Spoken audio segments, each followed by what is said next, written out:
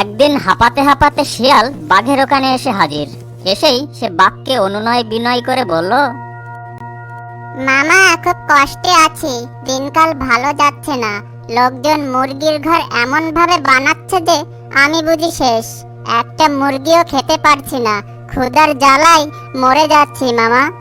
তোর তো এখনো কুমির ছানার মাংসই হজম হয়নি, চালাকি আর কত করবি? আমার রাজ্য থেকে তুই এমন কাজ করলি, তোকে কিভাবে মাফ করব বল?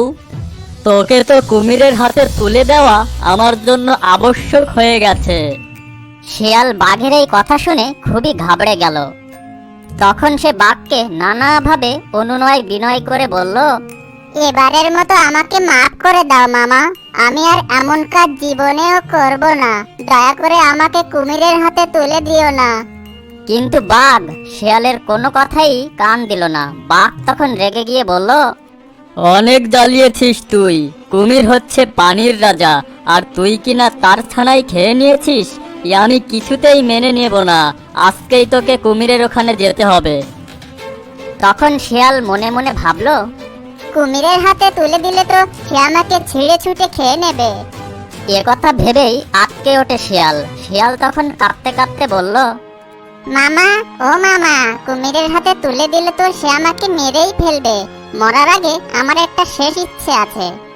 বাঘ কিছুক্ষণ ভেবে বলল, হাজার হোক তুই আমার ভাগ্নে, তোর শেষ ইচ্ছা পূরণ না করে আমি কি পারি?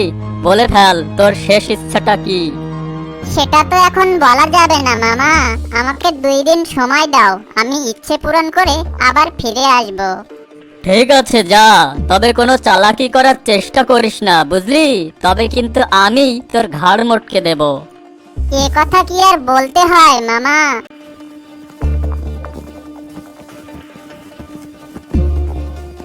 শিয়াল তখন অনেক চিন্তায় পড়ে গেল। কি করে এই বিপদ থেকে রক্ষা পাওয়া যায় সে ভাবতে লাগলো। হঠাৎ করে তার মাথায় একটা বুদ্ধি এলো। পরদিন শিয়াল গাধার ওখানে গেল, কারণ শিয়াল জানতো গাধাকে দিয়েই কাজটা করানো সম্ভব। গাধার ওখানে গিয়ে শিয়াল বলল, বাঘ মামার বিয়ে, বাঘ মামার বিয়ে, দাওয়াত খেতে অবশ্যই যেও।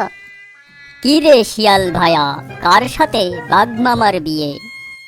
বিয়ের সময় সেটা দেখে নিও, কনের নাম বলতে বাঘ মামার নিষেধ আছে।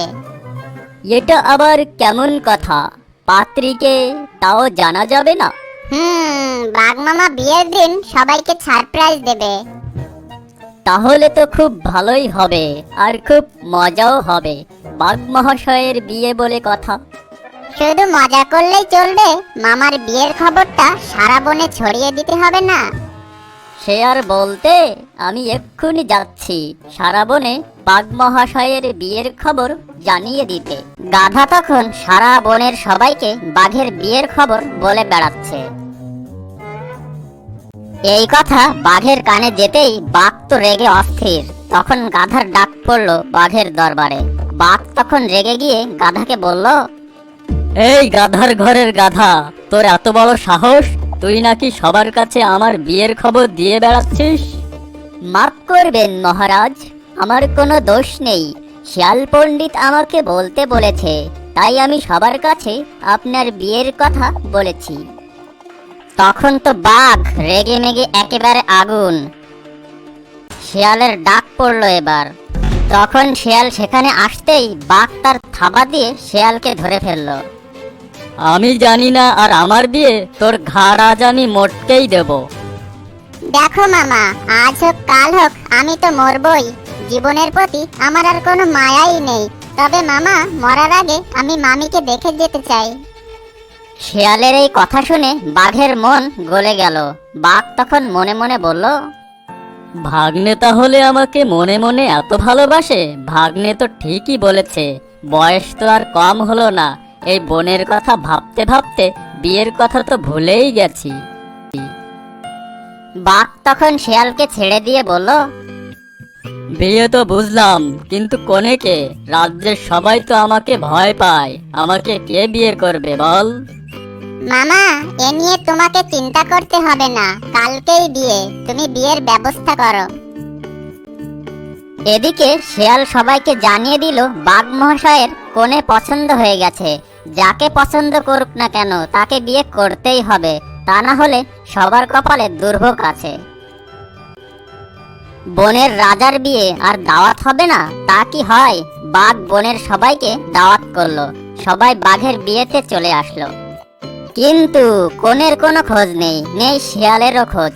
বাঘ তখন পড়লো আরেক বিপাকে। তখন সে মনে মনে বলল, এবারও কি শিয়াল আমাকে ধোকা দিয়েছে? আমার মান ইজ্জত তো সব ধুলায় মিশে যাচ্ছে।